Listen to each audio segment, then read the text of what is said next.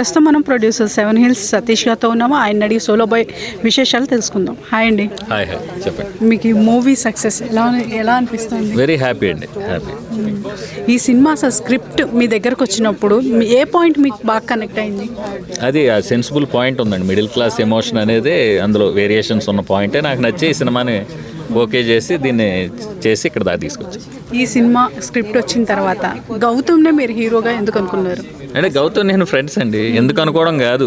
గౌతమ్ నేను కలిసి చేద్దాం అనుకున్నప్పుడే అది మెటీరియలైజ్ అయింది సినిమా. మేము కలిసి చేద్దాం డే 1 నుంచి మేము ఫ్రెండ్షిప్లో చేసిన సినిమా ఇది.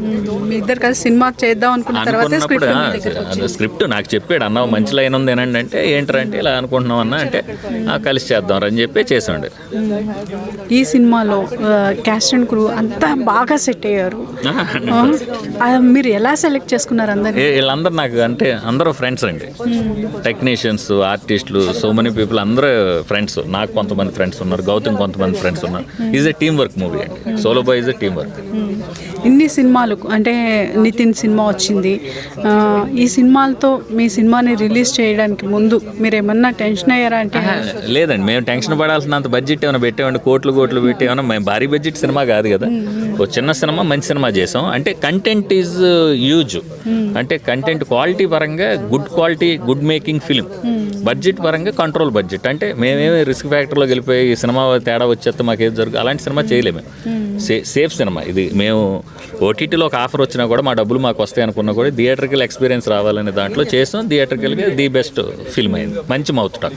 మీరు పొందిన ది బెస్ట్ కాంప్లిమెంట్ ఏంటి సినిమా చూసిన వాళ్ళ నుంచి? ఈ సినిమా మా గురువు గారు వి వినాయక్ గారు, మా రైటర్ ఇంకో ఆయన, మా ఫ్రెండ్ మ్యూజిక్ డైరెక్టర్ సురేష్ బొబ్లి, వాళ్ళు చాలామంది సినిమా వాళ్ళు చూశారు. చూసి అన్న మంచి అంటే ఒక రెస్పెక్టబుల్ సినిమా చేసామంటూ వెరీ హ్యాపీ. ఇంకా ఏమేమి ప్రాజెక్ట్స్ ఉన్నాయి మీరు చేయబోతున్నారు? నేను నెక్స్ట్ అనౌన్స్ చేస్తాను ఇంకో నెక్స్ట్ ప్రాజెక్ట్. అంటే నేను సైమల్టేనియస్ 4-5 చేయనండి, 1 by 1 ఒక సినిమా అయ్యాక ఒక సినిమా. బట్టల రామస్వామి అయిన తర్వాత కాఫీ విత్ కిల్లర్ చేస్తాం, దాని తర్వాత సోలో బాయ్ చేస్తాం. ఇది అయ్యాక నెక్స్ట్ది అనౌన్స్ చేస్తాం. అంటే ప్రొడ్యూసర్గానే కొనసాగుతారా? అది చెప్తాం అండి, ప్రొడ్యూసర్ డైరెక్టర్ అనేది ఉన్నాయి చెప్తాం.